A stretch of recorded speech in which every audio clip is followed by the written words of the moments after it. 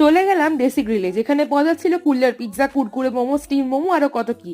আর এভাবে কুল্লার পিৎজা বানানোর প্রিপারেশন দেখে আমিও নিয়ে নিলাম একটা ননভেজ কুল্লার পিৎজা। দাম ছিল 150 টাকা। পিস পুলটা ছিল কিন্তু বেশ ভালোই, লুক টেস্টও পাস করলো উইথ ফ্লাইং কালার্স।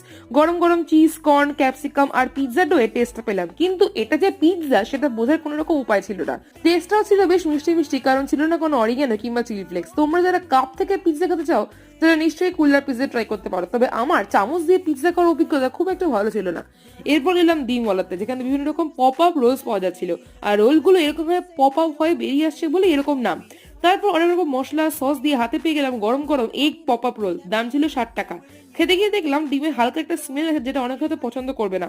ভেতরে কোনো পেঁয়াজ কিংবা কাঁচা লঙ্কা না থাকায় সেরকম টেস্টও ছিল না। আর ভেতরে চিকেন ফিলিংটাও ছিল বেশ ব্লান্ট। ওভারঅল আমার অ্যাভারেজ লাগলো, বাট এই পপ আপ রোলের ইউনিক এক্সপিরিয়েন্সটা তোমরা একবার না একবার করতেই পারো।